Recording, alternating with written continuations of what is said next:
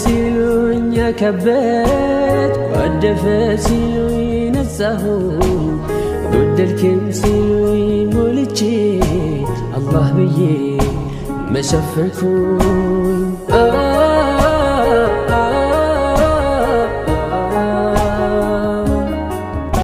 አሰላሙ አለይኩም ወራህመቱላሂ ወበረካቱሁ። ውድና የተከበራችሁ የመንሱራ ቲዩብ አድማጭ ተመልካቾቼ እንዲሁም ቤተሰቦቼ እንደምን አላችሁ? በያላችሁበት ሰላማችሁ ይብዛ። ሰላም ለሀገራችን ይሁን እያልኩ ዛሬ በአዲስ ቪዲዮ መጥቻለሁኝ። እንግዲህ የቴዲ ራያ ጉዳይ ምን ደረሰ፣ ምን እየተካሄደ ነው የሚሉ አንዳንድ መረጃዎች እየወጡ ነው ማለት ነው።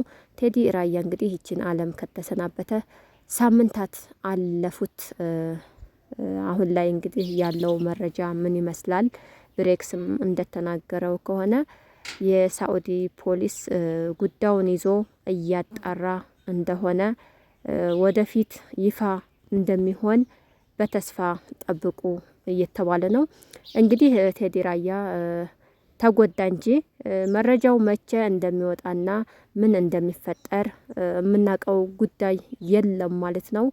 እና ቴዲ ራያ አሁን ላይ ወደ ሀገር ግሩፕ ተከፍቶ ብር ተዋጥቶ ወደ ሀገር የሚገባ ከሆነ ሳኡዲ ሪያድ ፖሊስ የያዘው መረጃ ወደ ኋላ ይቀራል፣ ይረሳል።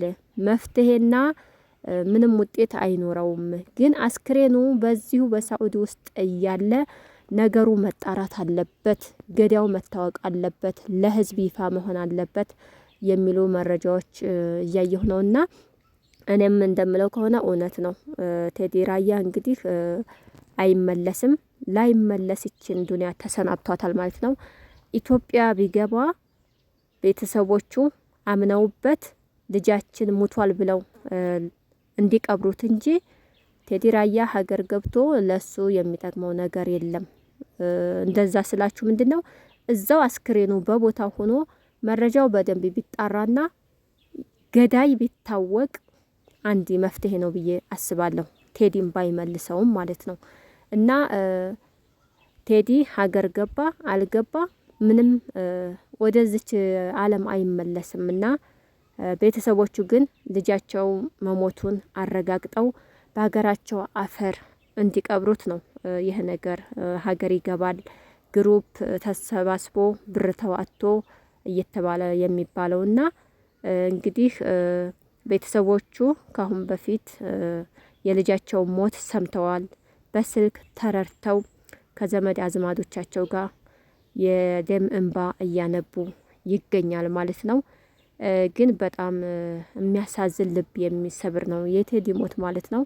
እንዳው ወጥቶ ከመቅረት አላህ ይጠብቀን ከእንደዚህ አይነቱ ሞት ማለት ነው። በሀገራችሁ ላይ ታማችሁ ብዙ ነገር ቤተሰብ ጋር ዘመድ ጋር ናፍቆት አውጥቶ መሞትና በስደት ላይ ተነፋፍቆ ከቤተሰብ ተለይቶ መቅረት በጣም አዘኑ ይለያያል። እንግዲህ ቴዲ ራያም ህይወቱን ለማስተካከልና ለመቀየር ጥሩ ነገር ለማግኘት ነው የተሰደደው።